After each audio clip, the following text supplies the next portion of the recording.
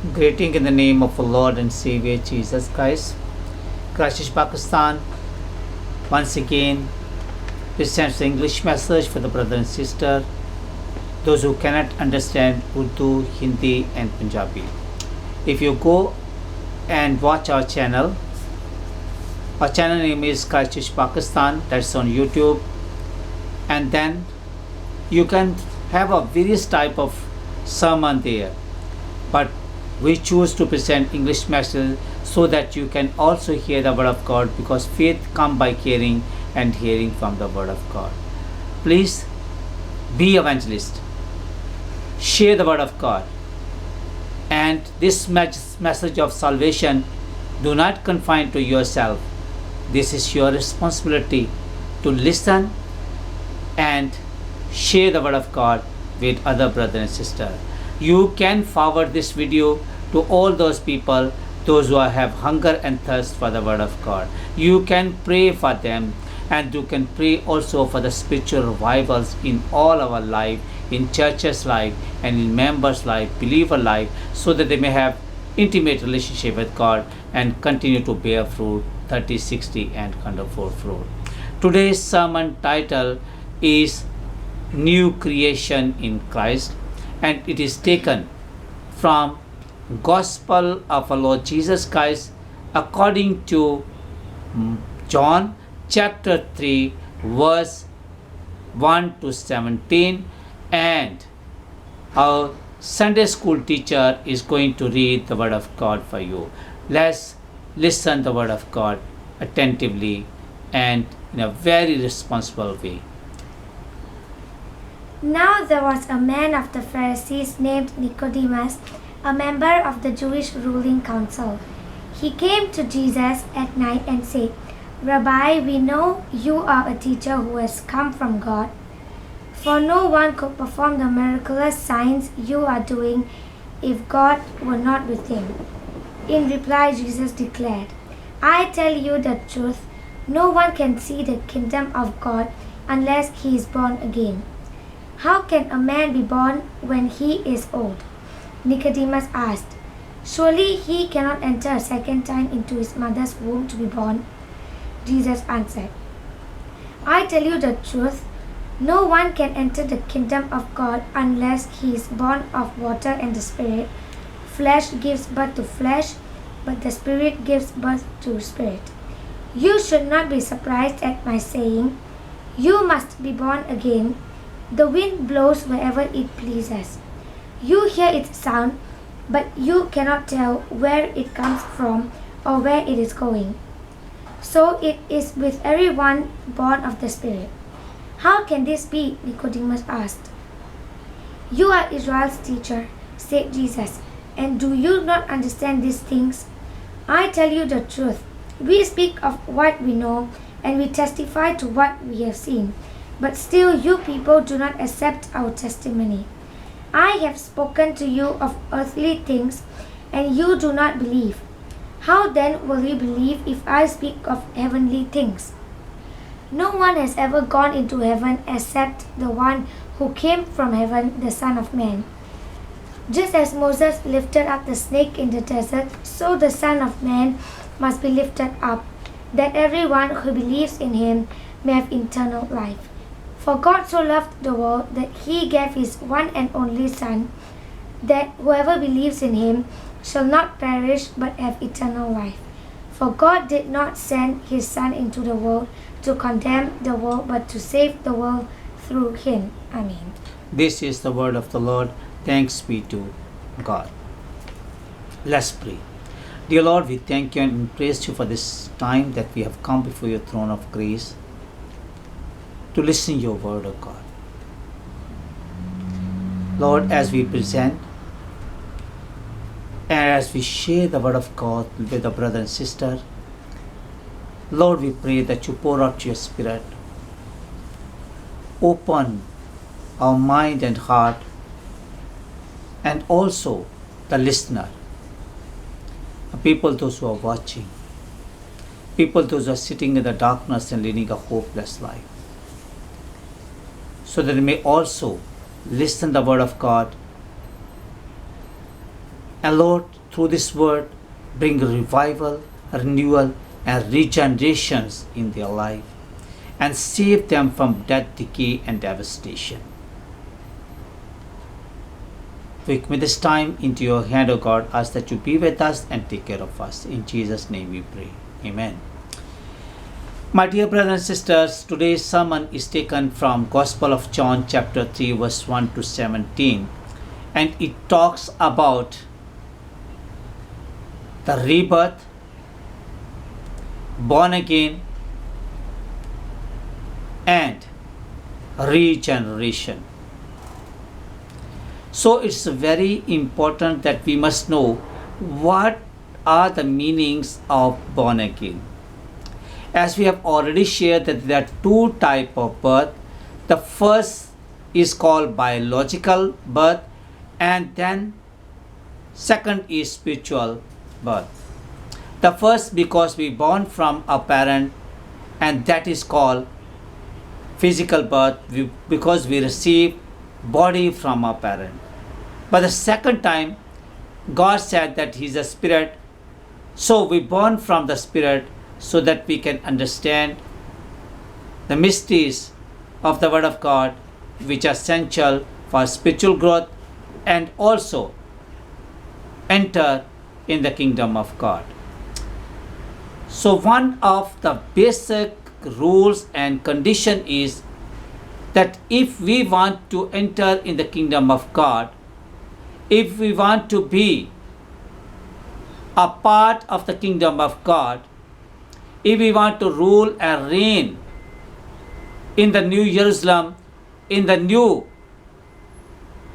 era, in the millennium, in the world of our Lord Jesus Christ, then we have to be born again. If you are Christian from last 20 year, 30 year, 40 year, 50 year, or 60 or 70, but still you are not born again, then you must rethink.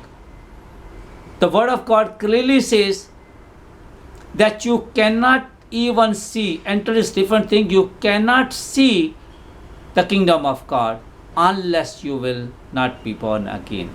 So it means that born again is very crucial, decisive, and important in the sight of God. So let's see what's the meaning of born again, what's the meaning of rebirth. It is a work of the Holy Spirit in sinner's life to change his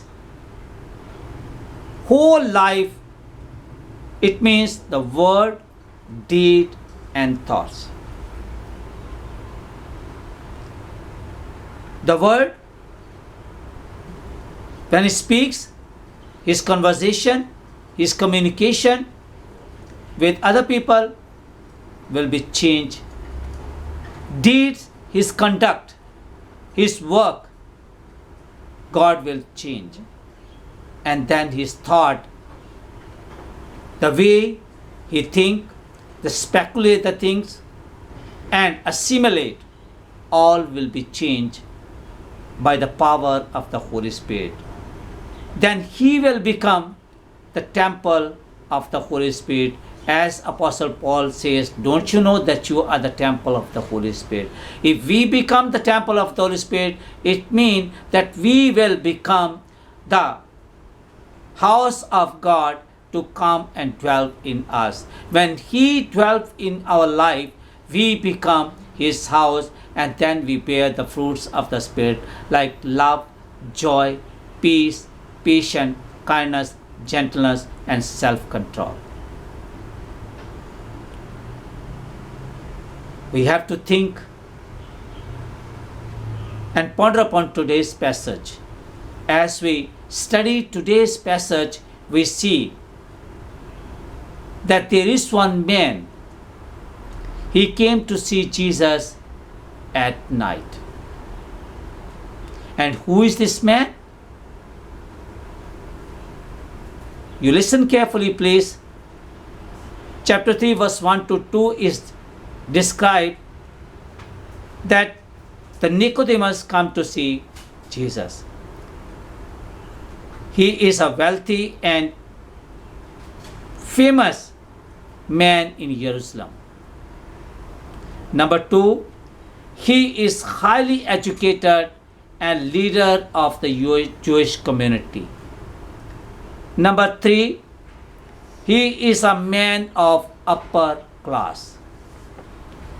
Number 4, he is a conservative in his belief, means he only believed to the Old Testament and especially the Torah.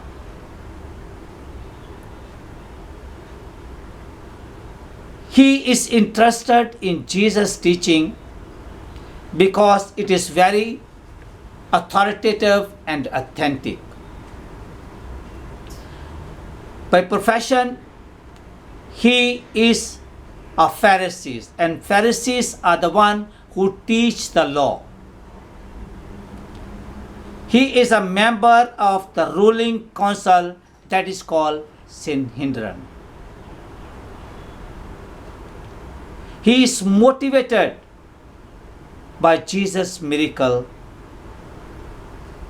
He is open-minded. He is willing to listen to other people and their teaching, and then really to receive new revelation from God. Now listen carefully. When he came to see Jesus at night, he acknowledged that you and your word are from God. He believes that you are true teacher. And then he knows the depth of his spirituality. Now you can ask this question. Why he didn't come daytime? Why he came at the night time to see Jesus? He was a teacher. He was a judge. And normally the judge sit at the gate of the city, and that time it was like a court. People, those have cases, right, they go there, they present there, and they listen. Maybe daytime he was very busy, he doesn't have time to come and see Jesus, and he heard about Jesus, he heard about his word, he heard about his method, he heard about his authentic teaching, so he decided to come and see Jesus. The second thing is, night represent darkness. When we are away from God, when we do our worldly things, we are spiritually blind. As Isaiah chapter 43 verse 6 to 8, if you read, say, show them the way those who have eyes, but they cannot see, and those who have ear, but they cannot hear. There are many people in the world, you see, they are doing worldly things, but their spiritual eyes are closed. So when we lead a sinful life, it shut down our mind, our spiritual eyes can be blinded, and we only desire to fulfill our worldly things. We want to accomplish by hook and crook. But when we burn from God through His Word, then we think about spiritual things, the Word of God, the positive, the constructive things. So he came to see Jesus because he wants to know what is the secret of this authoritative and authentic teaching, and how I can grow in faith and learn about other people's faith. As also a third point is that Apostle Paul and Apostle John also, they deal with the darkness and the light. He said that Jesus is the light of the world, And beside him, there are many other things. And if we shine in the darkness, he can dispel the darkness.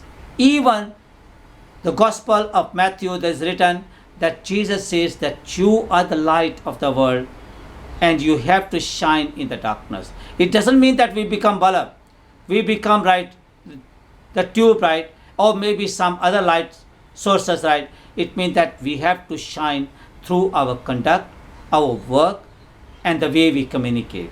And through that we can shine and we can transform other people's life according to God's plans and purpose.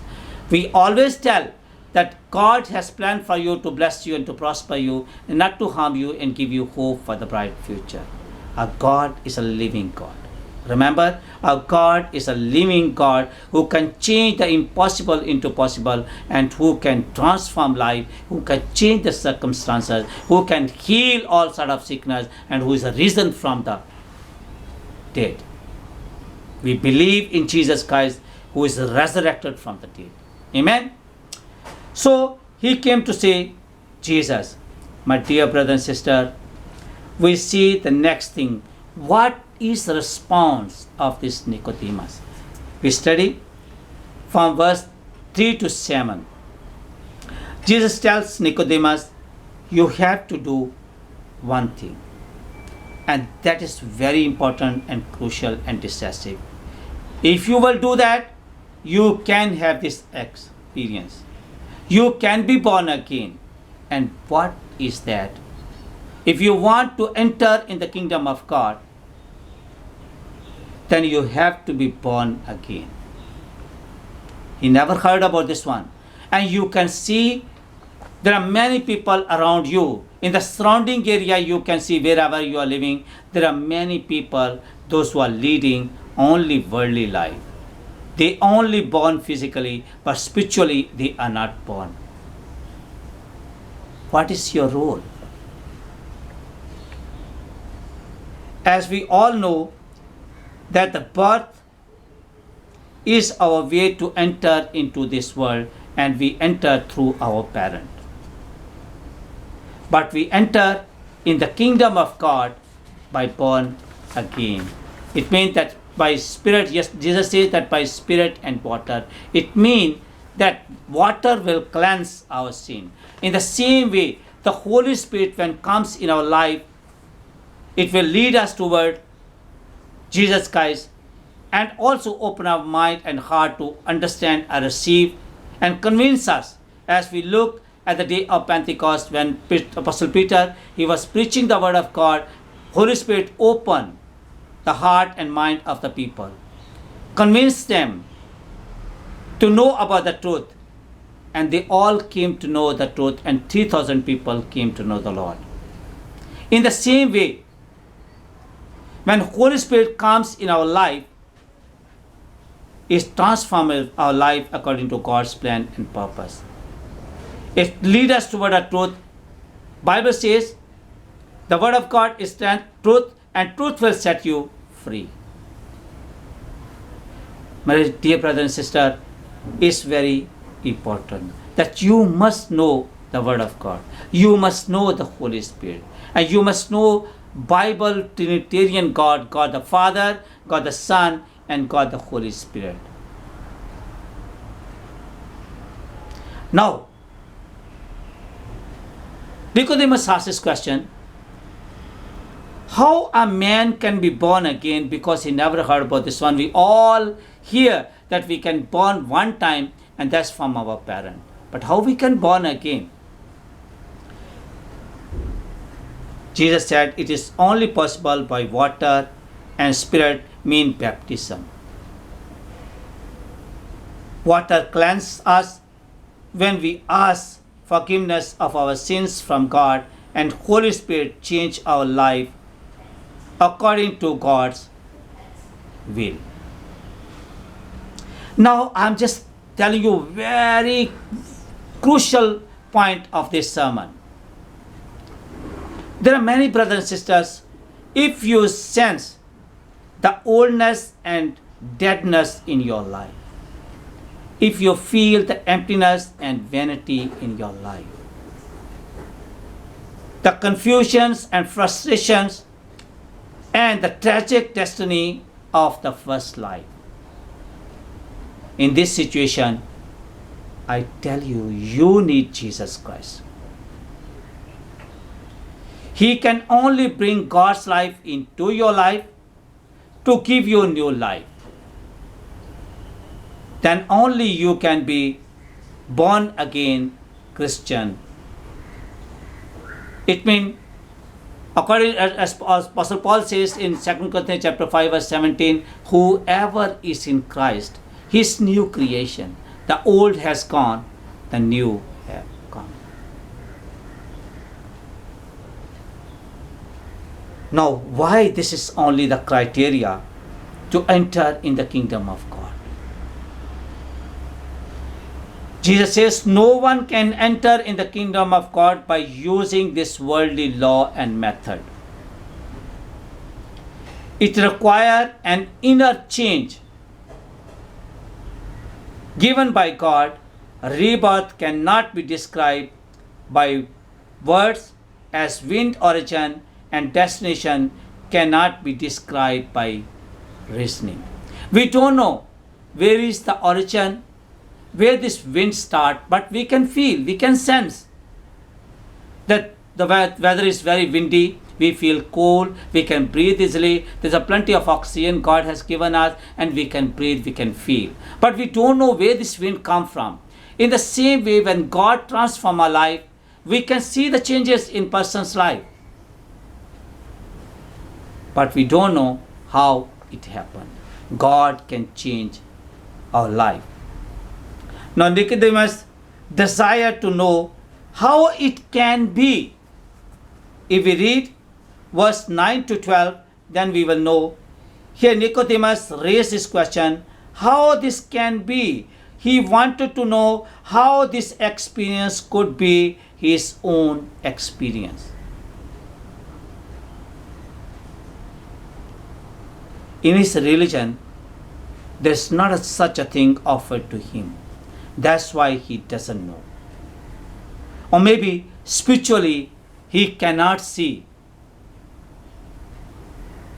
So he need to see and understand what is this rebirth. Jesus also wanted to tell him that he could be saved being descendant of Abraham. He would have to repent and begin a new life in the Spirit if he wants to enter in the kingdom of God. Jesus asked him, you are the teacher of the Old Testament. You have studied law. You have studied 10 commandments, that is called Decalogue.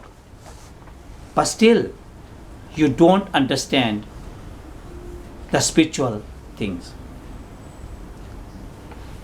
There was one sister, and she was paralyzed. And she was born in a non-Christian family. And she never moved from her room, her bed. People just lift her up and help her to go in the washroom to take shower, and also bring her food, and she never moved because she was paralyzed. So it was very difficult for her to move. Then somehow, through someone, give her the New Testament. And she started to study the New Testament. And then she believed in Lord Jesus Christ. Then God opened her heart and mind. And then she desired to see Jesus. She was praying, Lord, if you are true God, show yourself to me. I love you, I obey you, and I want to walk with you.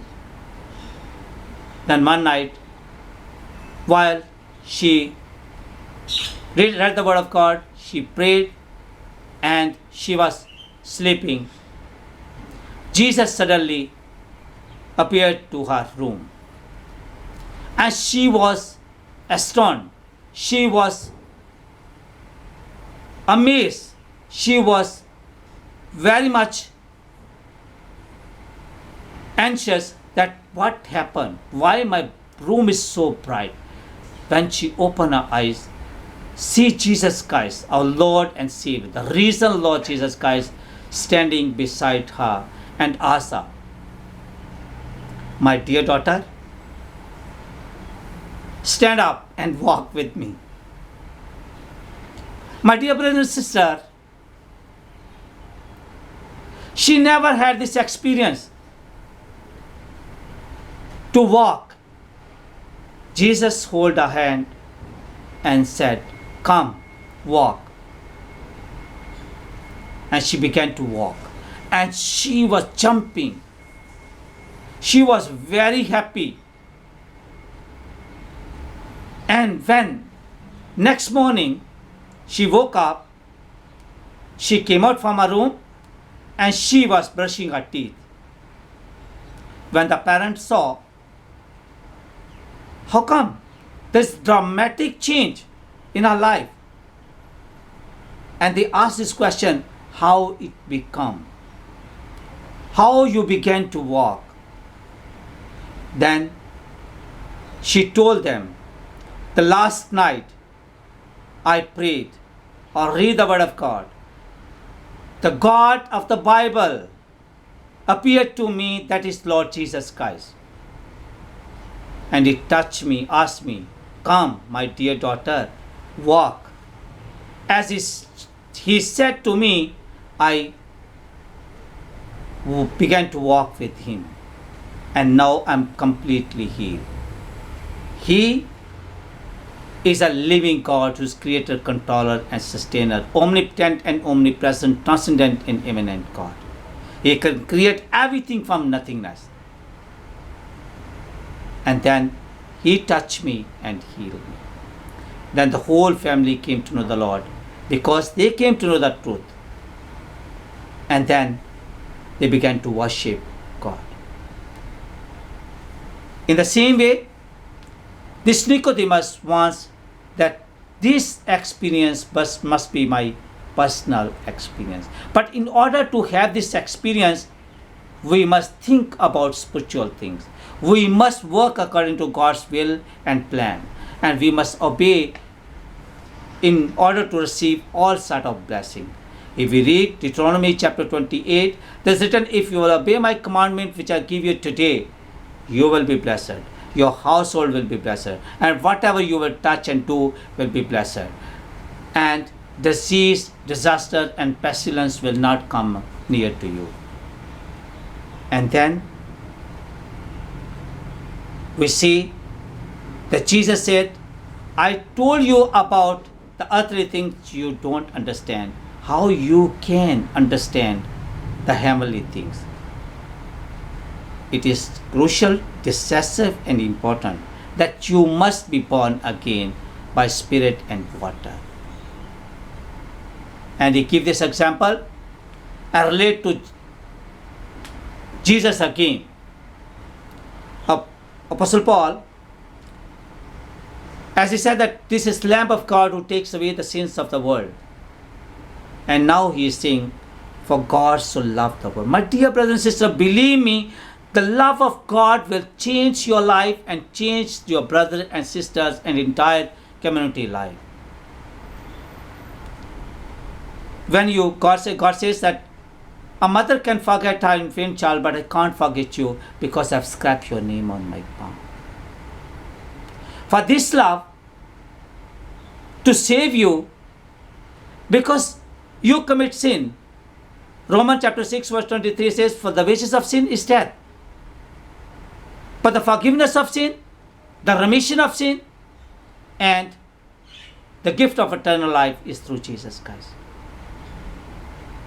Are you ready to receive the gift of the Holy Spirit, the gift of eternal life, the crown of life? He gives this example. He says, for God so loved the world that he gave his only begotten Son,